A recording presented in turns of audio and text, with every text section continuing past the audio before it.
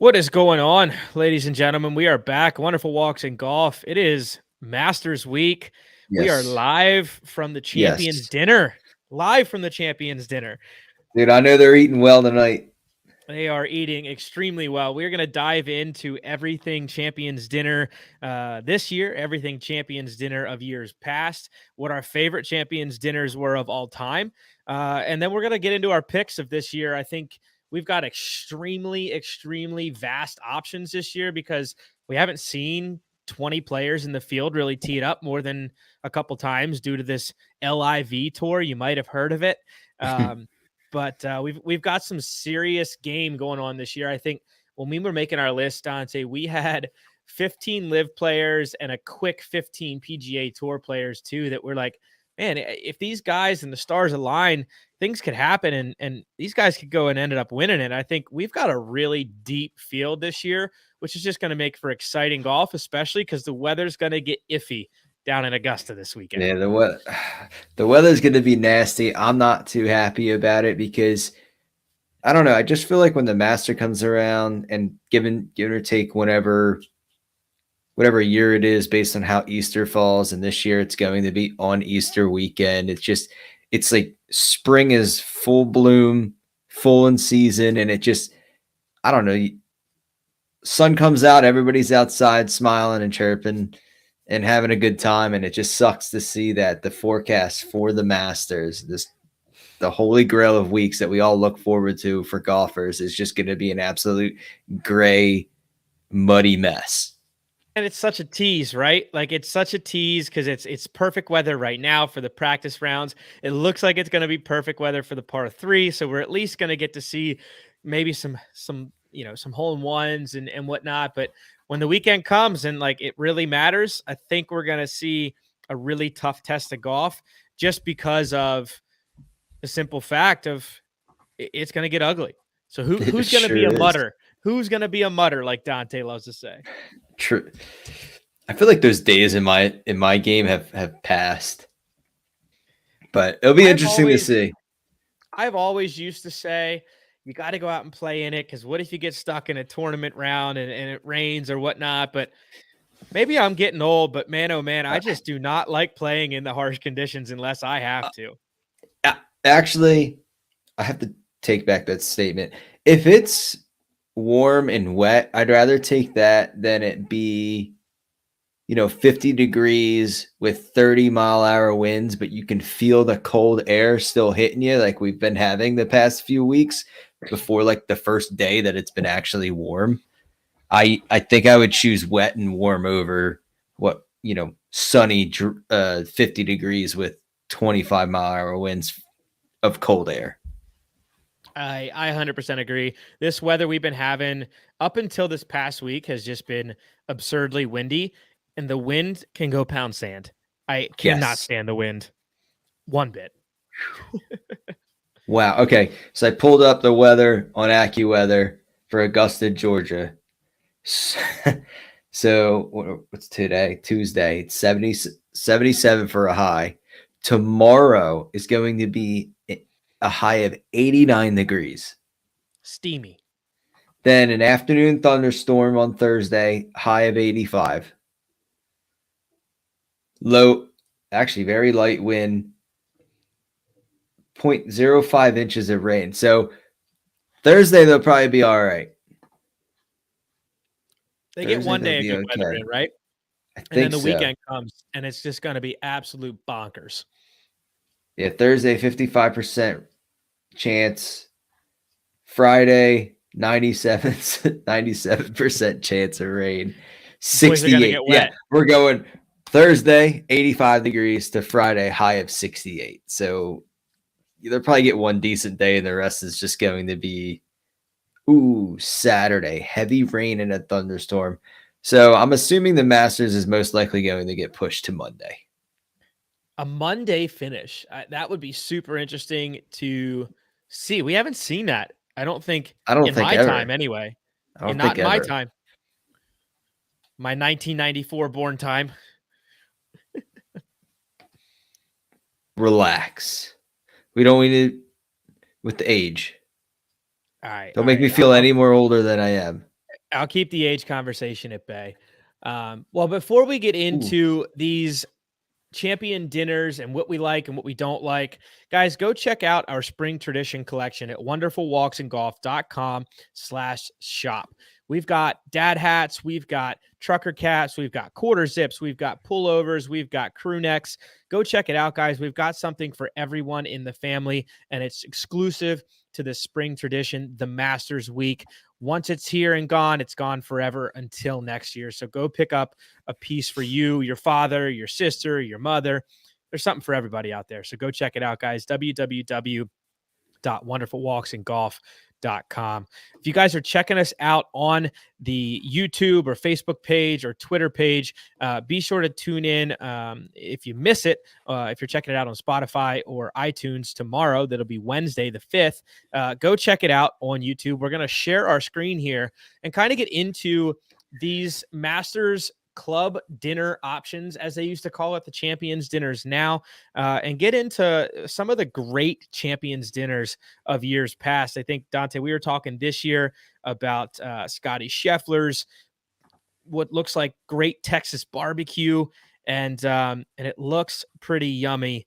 So let's go ahead. We're going to share the screen, guys, and get into it here. Bear with us for these lovely technical difficulties. There we go. There we don't go. There we go. So we're going to flip to this year's. We're going to get the conversation started of Scotty Scheffler's. Actually, that's Hideki's. Is Scotty's in this thread, or is it the other one? I don't know. That's Tiger Eaton. Scotty's is down here. That's where we're going to go. We're going to start with Scotty's, and then we'll get into the rest of the dinners. Masters Dinner 2023, cheeseburger sliders, firecracker shrimp, tortilla soup, Texas ribeye. What do you like? What do you not like out of this dinner here? Wait a minute. Why am I seeing something different than on the website? This is what's going on. April 4th, 2023. As we speak, this is what the boys are eating. I don't like the soup option. You're not a big soup guy? No, I'm a soup guy when soup's a seasonal thing for me. We're out of soup more of a season. Winter thing? A soup? Oh, yeah. Is a winter a soup season? To me, it is. All right, fair. Like when snow's on the ground, soup is happening. Pretty much. If golf is completely out of the question because I have to layer up, we'll be going soup. I do like the Turnpike Tours comment. Sounds like an upscale Chili's. I mean, the firecracker shrimp definitely reminds me of like a Chili's appetizer. No doubt. No doubt about it. I do like the touch at the end, though, too, of the warm chocolate chip skillet cookie with some milk and ice cream. You can't go wrong with milk cookies and ice cream. See, that's the thing. Is that different between cookies and cream? I've never really heard of milk and cookies ice cream. So I feel like that's just Augusta's way of saying we're fancier than you, and we're not just going to call it cookies. But I think I've seen it where it's actually a thing. Milk and cookies ice cream. That I don't know. If we had a peek in behind the private door tonight, we'd be able to know. But we haven't won a Masters. I don't know. But well, that's all good and all. That's this year's dinner. Let's dive into dinners of years past, because I think this is where we were having the most fun of really deciding if Tiger's 20-year-old self regrets what he had for dinner for his first Masters. You think he does? Well, we should compare it to his 2019 Masters win. Well, let's get into 98 first, and then we'll jump into 2019. The kid had cheeseburger and grilled chicken sandwich with French fries, and wait for it, the first course included milkshakes. I think it's pretty comical for him to have that spread for an appetizer. I 100% agree. I think you got to realize, and I think this sets the tone of how young Tiger was when he won his first major, his first Masters. Um, this is the go-to menu. This is what he picks out and says, "Of course, that's what I want." There's no parents in the room telling me I can't have what I want, so I'm gonna have milkshakes as my first course. It's like telling a kid they can pick their own outfit for the first time. Oh, And thousand they just go percent. balls to the wall. whatever But they whatever they see fit. he brings it back together, though. I think with the filet mignon and the sautéed sea bass. I don't know. I probably would have chose the filet mignon, um, and a twice baked potato. That sounds like a hearty main course. You know what I've noticed? A lot of these meals are some heavy, hearty, full meals. Like these guys have to, undo the button after, right before dessert comes. There's a reason a lot of these guys who go to this champions dinner don't start their practice round on Wednesday until noon. Just it's not because they're hungover, it's because they're stuffed. Absolute rocks in the stomach from the champions dinner. You love Oh, it. Well, let's move into that 2019 dinner. Do we have it here? I don't think we do, actually. We don't have it posted from the Masters. So I don't know what he had for 2019 dinner, but it looks like we'll have to get in to Hideki's. Let's move to Hideki's because that was a fun one. You were saying that was something you could have just housed all night long.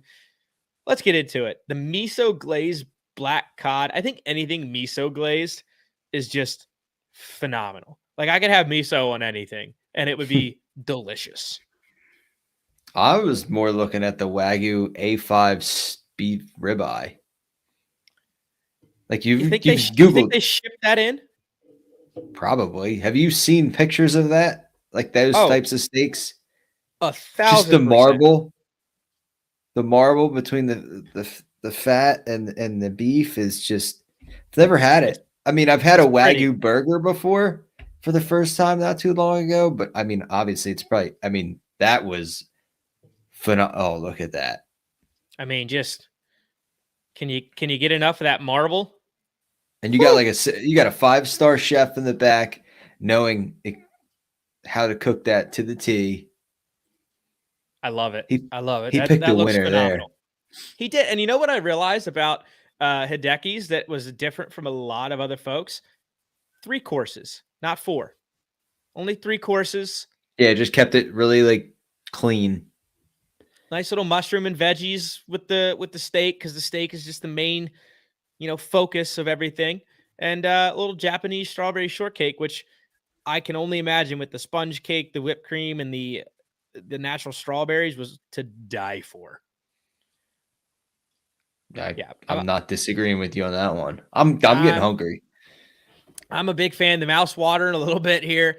Let's take it back in time because this is interesting. There's only really 2 big courses out of Mr. Ben Crenshaw, the 1995 Masters winner. He kept it classic Texas. I think if you really think about what's good in Texas, that Angus beef brisket, the pork ribs, that more seems like that Texas barbecue platter. It looked like that. It more looks like your Midwest barbecue. 100%. And then that homemade peach cobbler with coffee, tea, or milk. That's classic. Like if I go to my grandparents and they have peach cobbler, that's your options at my grandparents is coffee, tea, or milk with your peach cobbler. It's a high class like late 90s dessert right there. Yeah, I can see that. Well, I love that. That's it's reminiscent of if you move like up in time here to Scotty Scheffler's and what he's having this year, that little Texas barbecue. So Crenshaw and and Scotty taking a little playbook out of the old Texas menu. Right? Let's move one last dinner to go over here. The 2014 dinner for Mr. Adam Scott. We're seeing a little bit of commonality between him and Hideki, at least in the Wagyu section of the New York Strip Wagyu.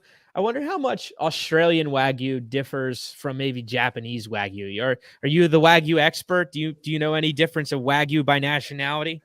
Not necessarily. I've done some research just understanding. I guess it's just the way they're raised and farmed. but that's all I got. Are you are you at all surprised as much as I am that there was no oh, what's the good Australian Vegemite? That there was no Vegemite on What Mr. Adam Scott's menu. what's that? It's like an Australian delicacy, Vegemite. You know how they sing about a land down under and having a Never heard Vegemite of it. sandwich? Nope. Wow. Well, I mean, you care to anyway, educate me or for the not, people or we could just that I just know about Vegemite sandwiches. That's about all my knowledge goes in that's all that. you So know. Okay. that's all I got for you, man. Unfortunately, that's all I got. But yeah, guys, it's always fun to see the the winner's menu because it's like, are they going to go all out? Are they going to go crazy? I said Adam Scott was going to be the last one we went over, but we'll jump into Mr. Phil Mickelson's here too from 2005. Classic Caesar salad, lobster ravioli, and garlic bread to start the night off. That just seems like your Red Lobster special. Yo, to cut you off real quick, I had to do some quick Google searching and the difference between Australian Wagyu and Japanese Wagyu. Hit And me. apparently they're very similar, but I guess it's the way I think it all comes down to the way the beef is, raised. It's based off of purity. Okay. And the Japanese Wagyu beef says 100%, Australians 95%. So I mean they're very, very similar, but I think it's not at the same time. Hey, good to know. And you educated the people and you educated me. So now when I go to order my $1,000 steak, I'll demand a Japanese. So that way it's pure. Exactly. I love it. Absolutely love it. Well, guys, that's it for us going over to Masters Club dinners. What would you serve? Right? Like, what's the conversation is always like, man, if I won, right, what would I serve? And some Oh, people joke around and they're like, oh, my mama's, sweet potato pie or something like that. Or what would you serve, Dante? What would be, let's just go with, forget the hors d'oeuvres. What would be your main dish? What would be the main, maybe seafood and meat special on Dante Frederico's master winning champions dinner? I'm doing tacos. Tacos. Yeah. What kind of tacos though? Assortment of tacos. An assortment like Wagyu tacos? Or are we Probably. doing like elk I would taco? do I would do a fish taco. I'd probably do a beef taco, and then I would decipher whether I wanted to do a pork or chicken taco. Hard shell or soft shell? Or both? Soft. Well, both. Soft. No. Yeah, soft. Who am I kidding? Whoa. Wow. Wait, Wow. you're a hard shell guy? I'm the stand and stuff hard shell kind of guy, man. Put them little flat Or bottom hard shell tacos on the plate and fill that babies up. or you can go Taco Bell style and do hard shell in the middle with a wrap around it. A Crunch Wrap Supreme. Crunch Wrap Supreme. Wait, no, not Crunch. Whatever they do. Yeah. Whatever they're No, called. I like I don't know. that. Off the top of my head, I'm thinking I'm going tacos. That's hilarious, dude. I would have never, like, in a million years guessed anyone would have said tacos. So that's fantastic. Like, Dude, maybe I don't know. That's just awesome. I would go with probably like a Tex-Mex or more Mexican cuisine because I just, yeah, I mean, delicious. as your like I featured could, dude. I drink, could. right? You could have some margaritas. You could just really do it up. I can eat tacos 7 days a week. Oh man, that's I mean, great. You've thrown my head into a complete like pretzel because now I'm like, what would really? I have? Now I'm like, what would I have? Because tacos now sounds pretty awesome. Like a little taco bar would be pretty dope. But I can't copy you. So I mean, I think I have to go with like what I initially thought in my head. And I would throw everybody like on axis. I would put up some nice thick venison steaks, little 6-ounce venison steaks, and just surprise everybody. Yeah, you haven't seen that, have you? No. And like no one even went as far as to have like something other than like a true beef, right? Like I feel like beef is so like mainstream. Like why not put a little, like no one's went like elk or like anything crazy like that. But yeah, I go venison steaks with a nice still baked potato. You got to go baked potato, You maybe a have to little go baked potato bar, right? baked Bacon potato bits, bar. sour cream, cheese, like, little Loaded chive, up, loaded up, loaded up, loaded baked loaded potato. baked potato. Yep. I do appreciate a nice twice baked potato. That goes a long way. You and me both. You and me both. So that's what I Now, do are you if I going ever got the chance. just beef and a potato? You going broccoli, like steamed broccoli on the side? I mean, I feel like if you're having a steak dinner, you're getting steak, baked potato, You know what? vegetable. I'm getting everybody's hands messy. We're going ear of corn, sweet corn, ear of sweet corn. Okay. And like done on the grill in foil with the wrap, like with the husk still on. That's yeah. True country boy style. Dude, grilled corn goes a long way. Boy, oh boy. Now I'm really hungry. The mouth is watering. Now, what's your dessert? Man, that's so tough. That is so tough. I almost feel like I got to go really bougie on this and do Oh like God. a tiramisu. I think I got to go tiramisu. It's so good. It's just so good. Nah. Yeah. What are you I'd going with? go, Your plain Jane vanilla ice cream? well, that's yes. That's part of it. I'll tell you what, I think, wait, didn't Scotty do? I think similar to Scotty's, man. Not Acme. Shout out to Applebee's. I don't know if they still had it, but every time we would go out in high school, we would get dinner, and I would always have to get this dessert, and it's basically a chocolate chip cookie on a skillet, big cup, like 2 scoops of vanilla ice cream, whipped cream, chocolate fudge sauce and all that. I'm doing that, or have the option to either do chocolate brownie or chocolate chip cookie underneath the vanilla ice cream. Okay. That's Okay. what I'm I like going with. that as well. Hey, listen, a staple in the dessert realm you cannot go wrong with, right? Like you hit the high percentage shot with that one. But the thing is, when it comes to dessert, I'm pretty standard when it comes to that. Give me vanilla ice cream with the brownie or chocolate chip cookie. See, my head immediately went to what do I like to splurge on and what is going to be like super special to me, right? Like, and if I'm going for the home run, I'm going for tiramisu, and I'm probably telling them to go get it from his place down here in Salisbury, Fratelli. Shout out Fratelli's, best tiramisu in the market, because it's the only place I ever get tiramisu because I know it's good. Interesting. So, fun fact for anybody out there on the Eastern Shore, go check out Fratelli's. But also, guys, speaking of fun things to go check out our new collection, the Spring Tradition Collection, at www.wonderfulwalksingolf.com. Guys, you can also go check out the latest podcasts from us, as well as blog posts and everything else from Wonderful Walks in Golf, our new YouTube channel that we posted our documentary at Piney Apple. Guys, that is an incredible video that is racking up the views. So go check that out and then hit subscribe. Smash that subscribe button on our YouTube channel. That's how we grow. Keep subscribing, keep tuning in, and buy a piece of merch. Rep the brand.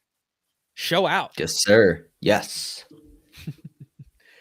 Well, should we get into it? Should we get into our rankings, our live player versus tour player rankings of who we think might take this thing home, slip a green jacket on Monday afternoon because of all these rain delays? Oh, I guess. Absolutely. I don't know. It's going to be interesting. I mean, I'm kind of pumped to finally see kind of everybody play under one umbrella.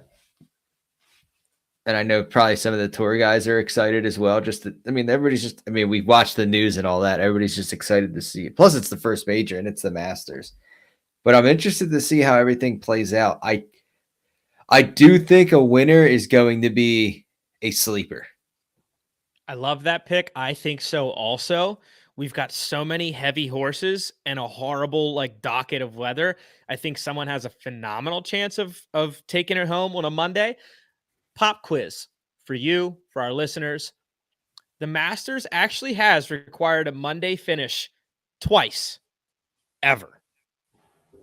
In those 50 years plus, what were the 2 years? I'll give you a hint. They were 10 years apart.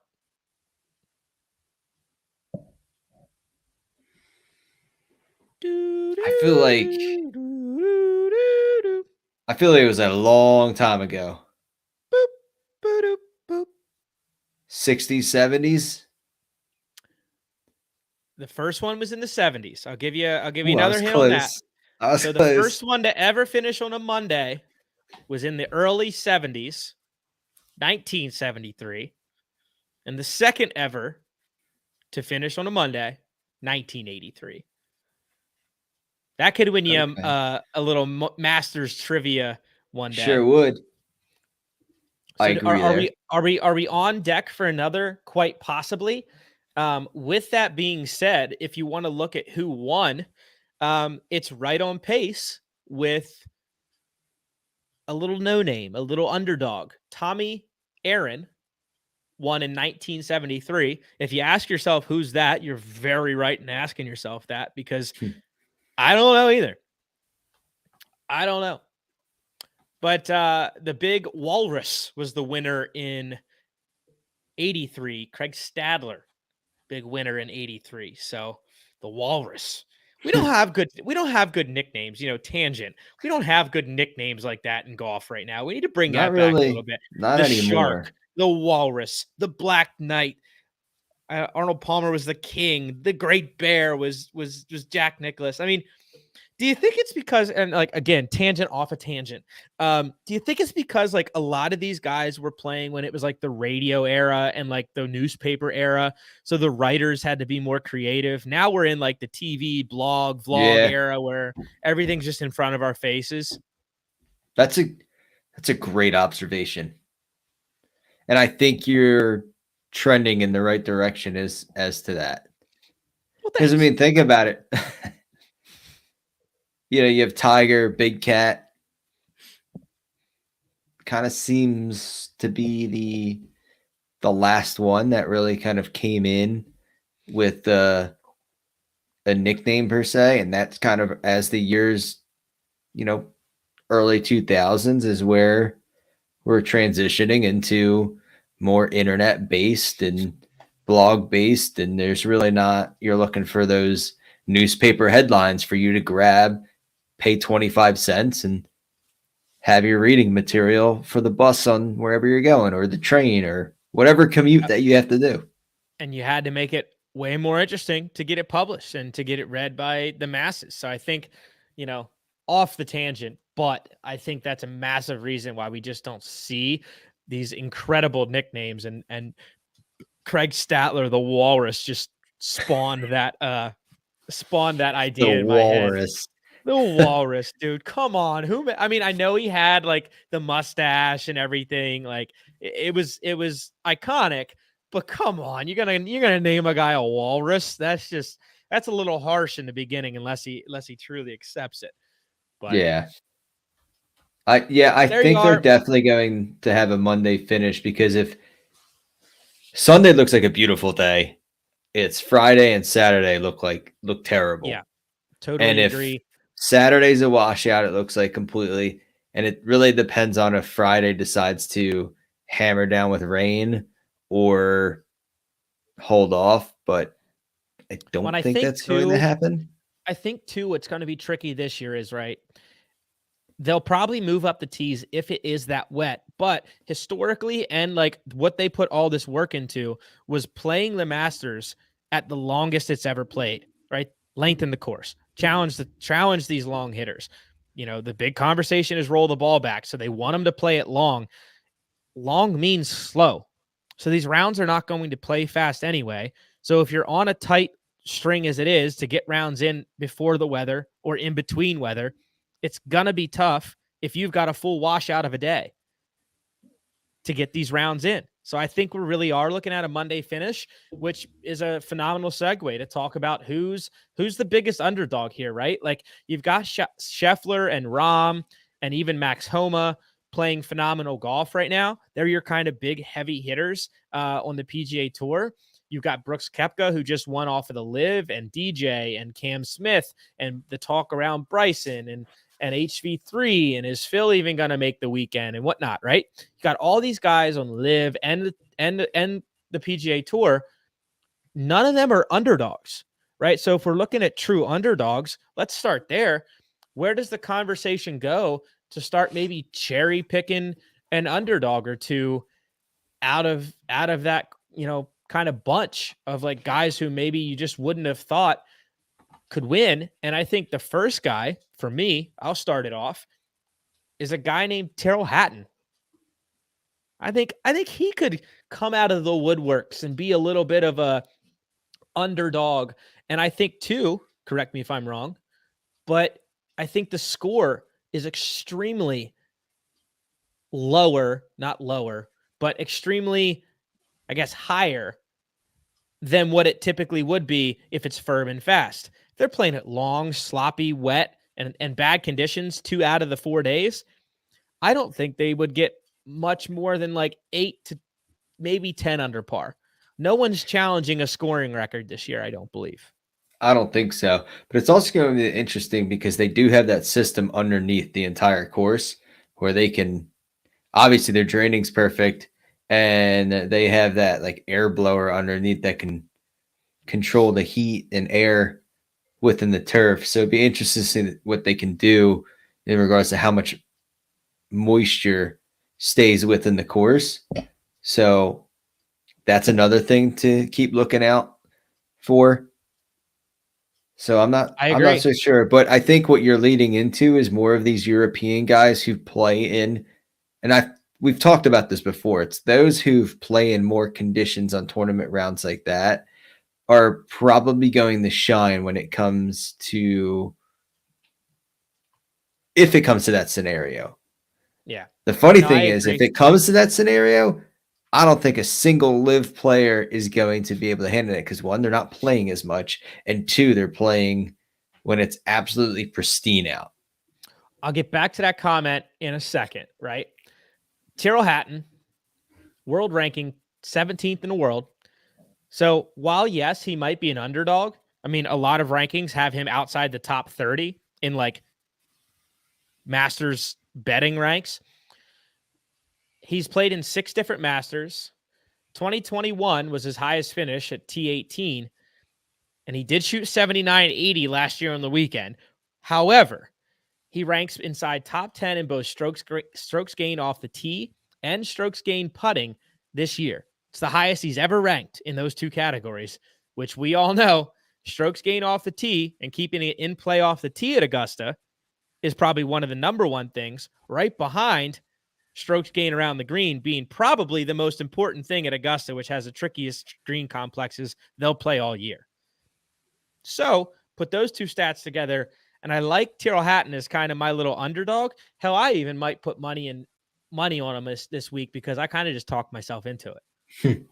That, or I would put money, for me, put money on the Ireland guys. Seamus Power, Shane Lowry. Like too. I think if anybody, Shane Lowry, no doubt.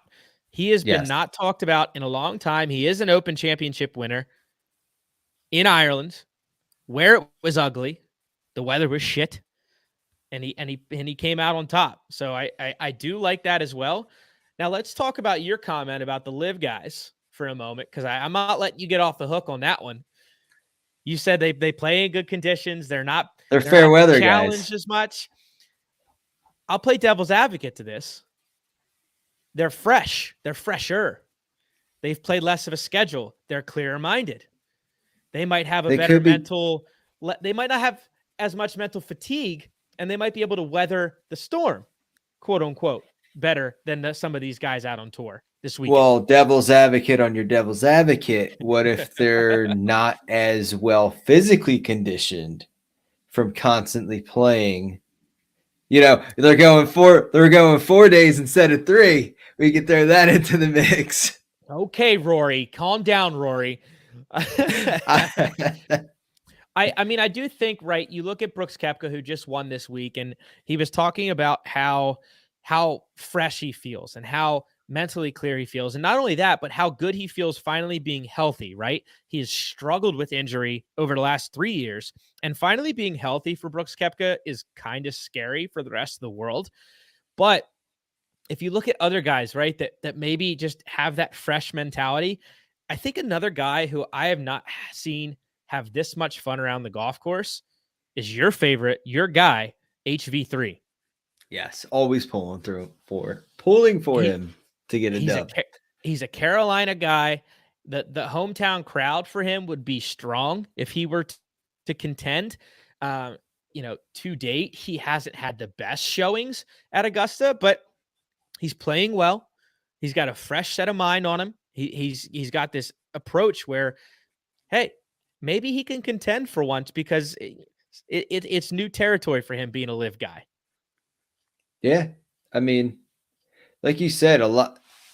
I can see it. You know, when I've watched some of these live events and kind of see the posts, and obviously, you know, it can be hyped up or it can be kind of pushed one way or the other. But those guys seem, like you said, so stress free these days that that may outweigh the remaining of their competitors. But what I'm really interested and excited to see is kind of based off of our conversation is the fact that you got live and PGA Tour mixing it up. It's completely different tours in regards to, I guess you can say, physical, mental travel as well. I think this might be one of the best Masters to watch, just because there's so many variables coming in from the outside for one specific tournament. No, I agree, and I think from when you talk about, okay, let's pick one. I think that's what makes it incredibly tough. Is this is the first true major outside of maybe, was it the U.S. Open or no? This is the first true major where it was a true split and everyone was gone. Cam Smith won the Open, which is the last of last year, and then left. So this is the first true major where you're looking at vastly different schedules for the live guys versus the PGA Tour guys, truly, right? Like, Correct. They've been through it. They've completely split off. So for us, it's like, will live contend? I think is the big asterisk. And if they do, how many players will?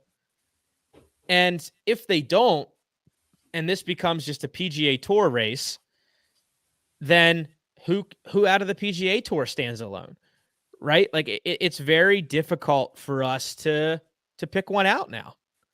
That, or if it's the other way around, what if all live kind of contends and PGA Tour guys fade? It's going to be extremely interesting and just awesome to watch. And I really can't wait for it. No, I agree. And I think too, if you look at it this year, there's so much talk around a few of the amateurs, which I want to get into for a little bit here.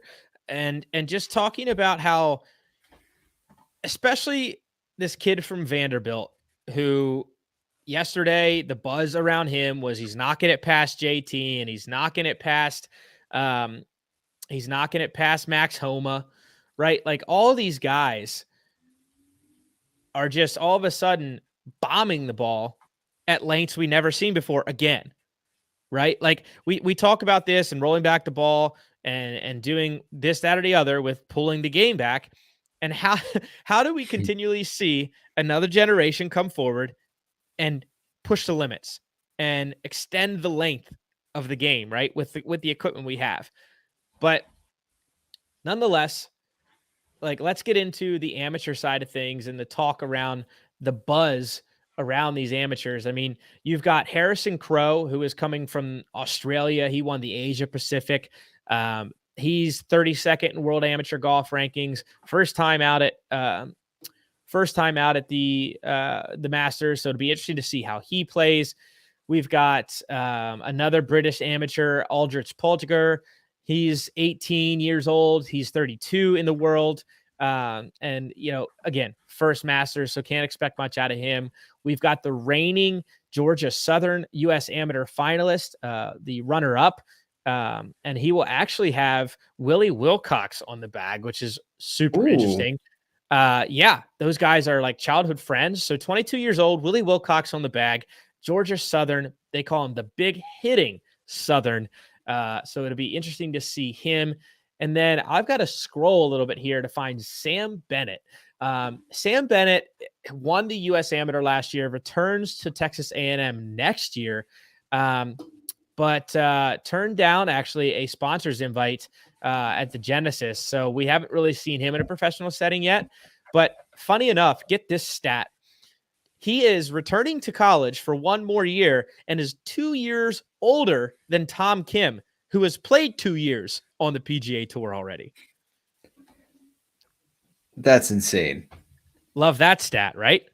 That's a great stat. Love that stat. But my focus and who I was talking about, the reigning NCAA champion, he won the NCAA championship as a freshman. The Vanderbilt sophomore is the top-ranked player in college golf right now with a scoring average of, hold your hats, 68.35 scoring average through college so far. Gordon Sargent.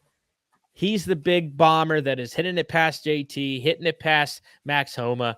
Him and Bennett, who is, again, another massive bomber of the ball, are kind of your favorites to win Low-Am. And I think rightfully so. Your USAM winner and your NCAA champion winner. It's going to be awesome to see these guys hopefully make the cut. I'm not a big fan of the Low-Am being someone who finished +8 instead of +10 and missing the cut. I like to see the Low-Am play all 4 days. So hopefully that can happen. Yeah, always rooting for the AMs. With there 7 of them now this year, is that the most? It might be because they added the Asia Pacific amateur winner. They added the British Am Pacific, I think, like a couple years ago. So they've got a few, or the Japanese Pacific Am. There's 2. No, the Asia Pacific Amateur is the one that they added. Harrison Crow won that, the Australian. So I believe there is 7 of them now. Yeah, my favorite is the U.S. Mid-Am winner, Matthew McLean. He was an optometrist by trade, but this will mark Matthew McLean's 7th competitive start of the year. Jokes around and considers himself a professional amateur, as this is, like I said, his 7th competitive start of the year already. So you almost can't disagree that maybe he could make a run just because of how much he's been playing in competitive events this year. Is this like the new Stu Hagstad? The new Stu Hagstead, man. You got to love these guys that keep popping up every now and then. The 30-year-old making a start as an AM. You just love to see it. I mean, good for him. Always rooting for the amateurs. Like I said, it's going to be in a very exciting and well worth Masters this year. I think it's hard to predict now. It's just impossible. Near impossible, I guess. It is, but I'm going to put you on the spot. So I picked my underdog. I picked Tyrrell Hatton as my underdog. That's my underdog pick. That's not my pick. It's just my underdog pick. Who is your underdog pick? If you had to go with someone, that's maybe outside of that, like top 20, top 25, that might get it done. Maybe a repeat winner. I don't know. I mean, we have not mentioned Bubba Watson once. And I mean, he's in the mix here. He's a live guy, but hasn't really played necessarily well. But hey, he's there and he's won twice here.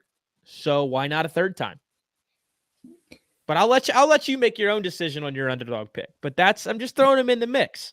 I mean, you're kind of like pushing me one way to go, but we talked about this off camera. I don't know if this is going to shock you or whatnot. I'm going Patrick Reed. I knew it. Oh, I knew it. I love it. I absolutely love it. Why are you going Patrick Reed?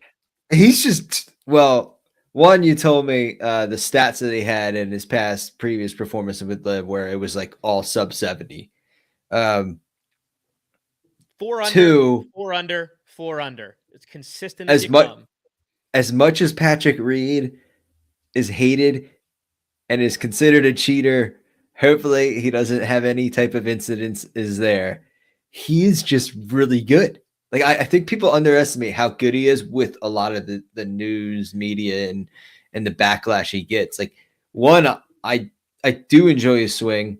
I really think it's like such a sound swing that he has, and he's just like really good. And three, I think one of the funniest things that you told me is the fact that he played by himself in a practice round today, wearing his Four Aces gear head to toe.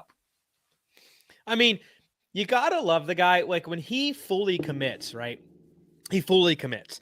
When he was on the Ryder Cup team, he wore that Ryder Cup paraphernalia and had like the Ryder Cup scorebook or the yardage book in his pocket every week.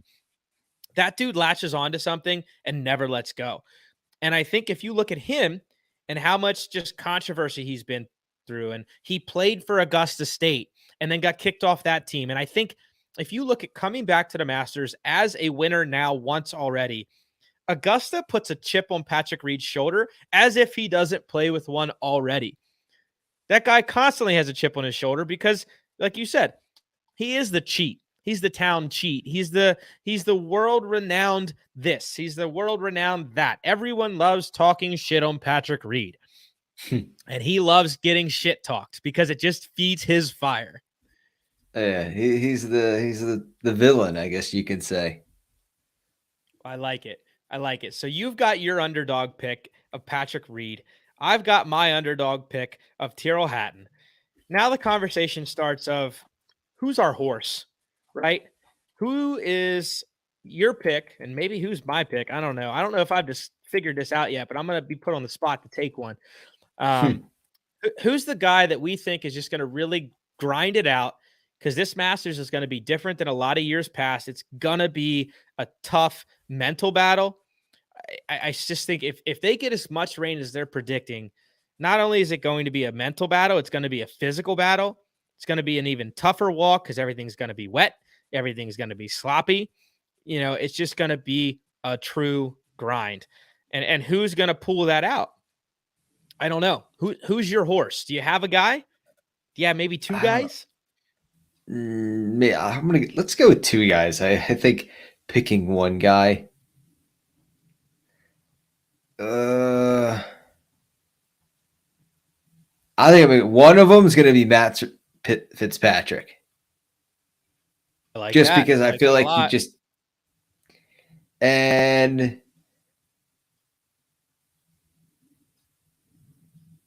I think I'm gonna give Tony Finau. Interesting. Interesting a lot.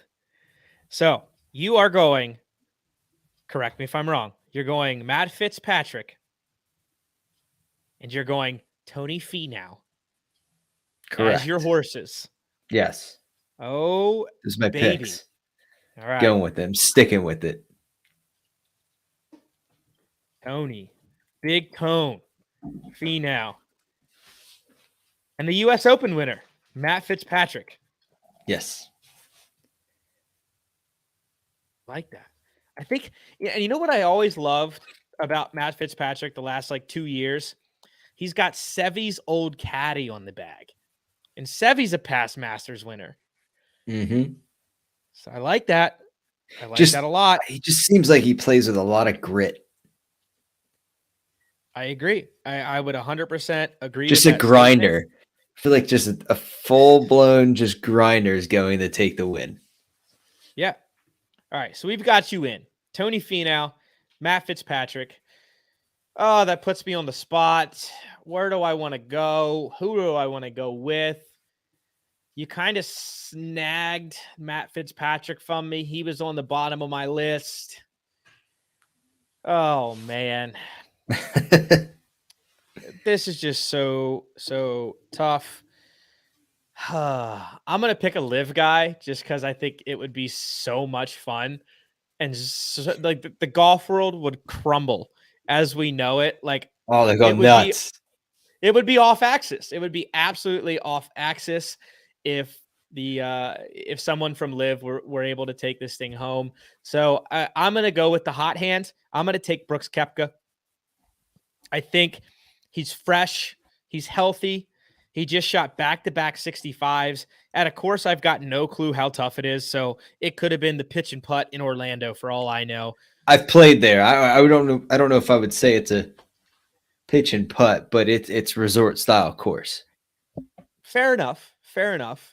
Definitely not the likes of Augusta National, but I like Brooks's hot hand. I think if he gets any kind of confidence back into himself, he could be lethal.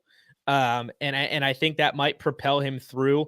I think he won at a golf course in Bethpage Black that played extremely hard back in 2019. It played wet. It played long. Augusta's going to play a wet and long this week. I think he's got the moxie to do it, and I think he might just take it home. Now, on the back end of that, this is, kind of going hot hands, kind of just, the guy just keeps winning. I'm going to go with Scotty Scheffler back to back. We hadn't mentioned Scotty Scheffler at all yet today. No, that's tough to do, but if I had to see another person go like back to back, like I think he would. I agree. I think I could And I see him just, winning back to back. and the only reason I say I think I could see him winning back to back is because he already won back to back this year. He won the Waste Management back to back. So he's got it in him to do that. And I think he just might. So there's my picks. There's my picks. Old Brooksy boy, Brooks Koepka. My other question too is everybody's been saying, you think Tiger makes the cut? When does it start raining?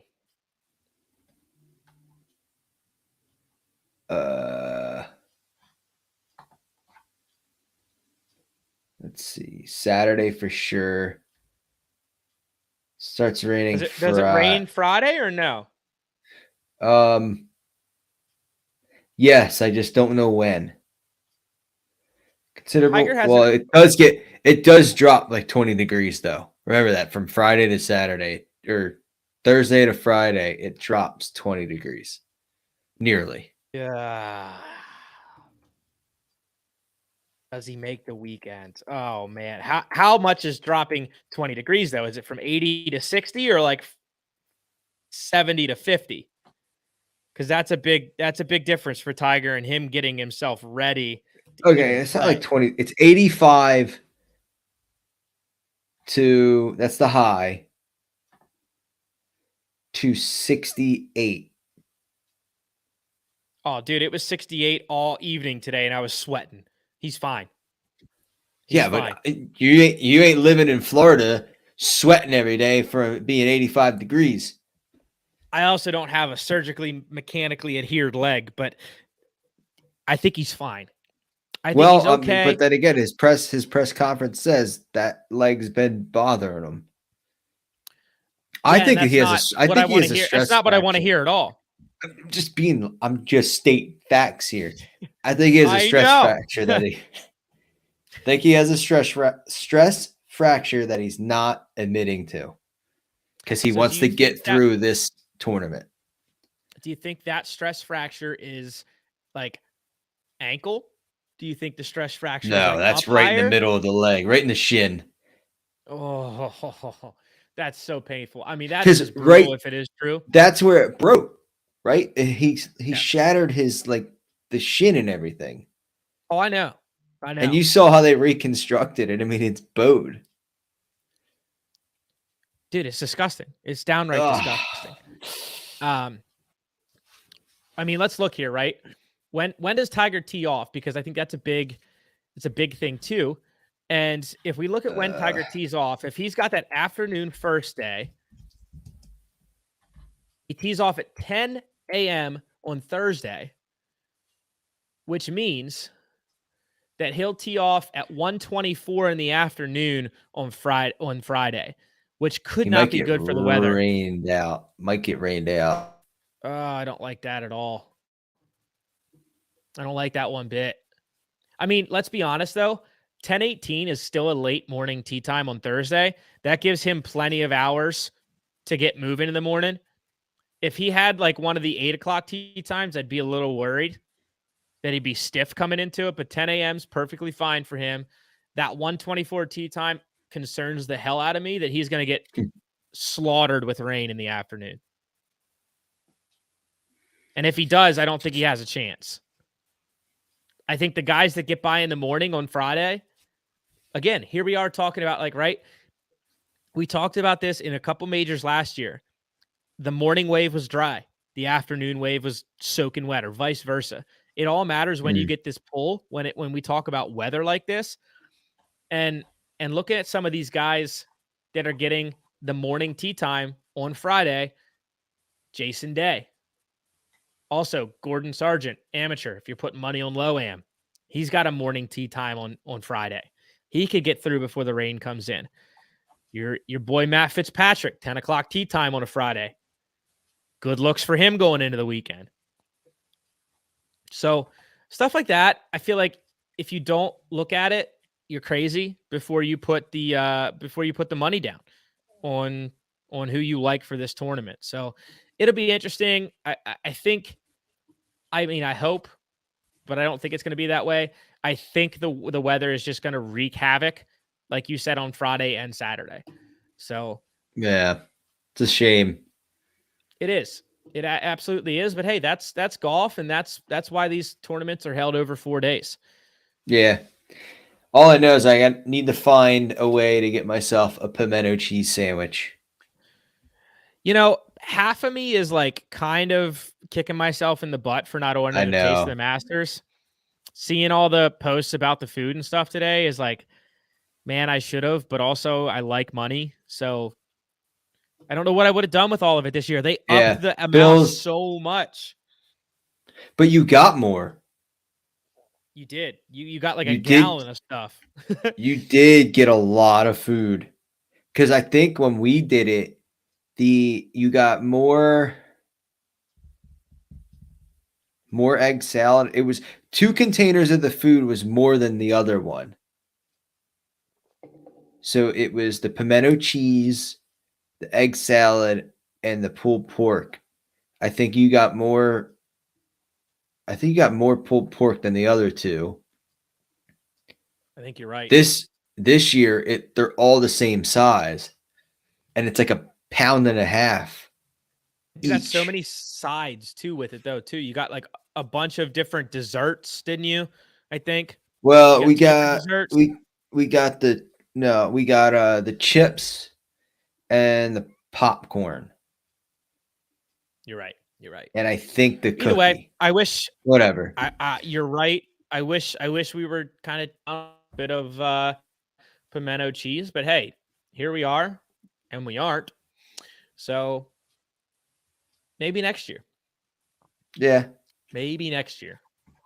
Maybe next year we get the damn lottery win and get to go. Hey, I'm a big advocate for getting to go next year. You best believe me. Been filling out that lottery system for a while now.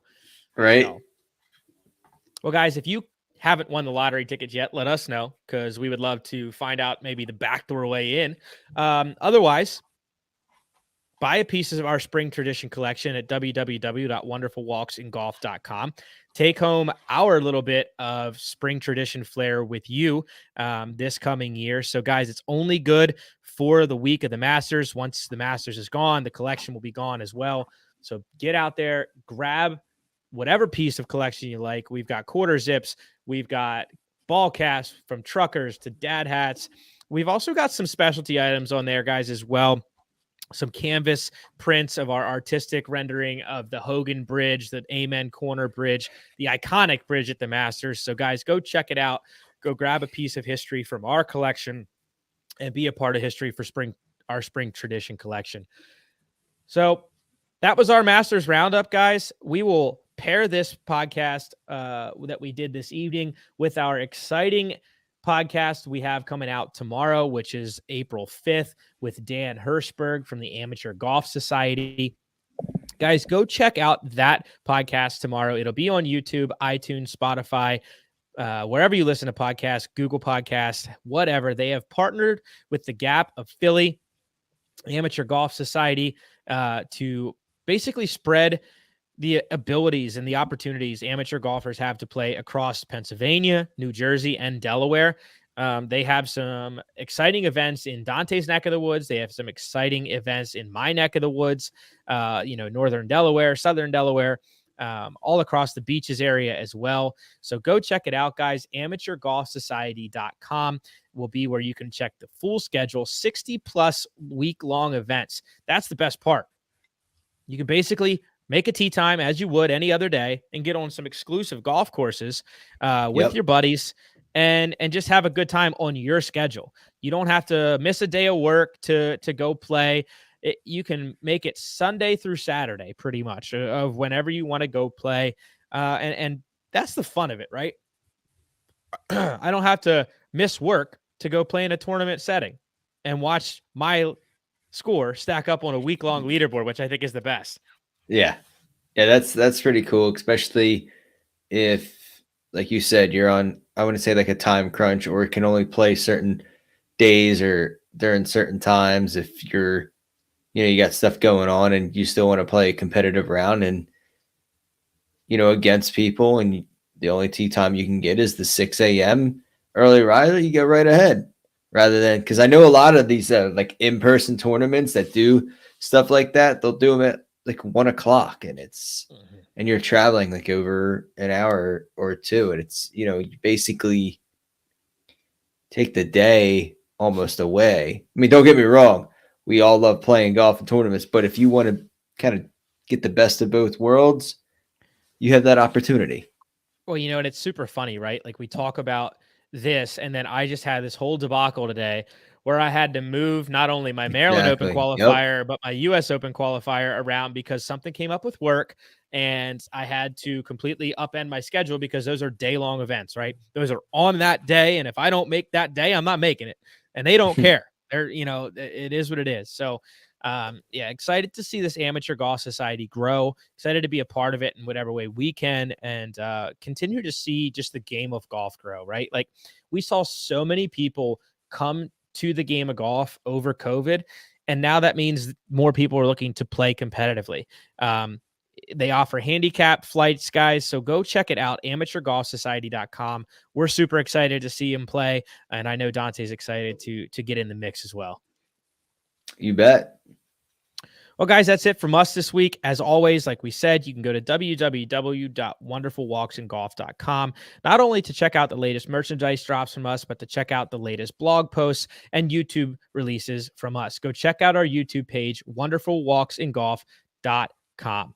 As always, guys, get out there, carry your clubs, and walk or wither.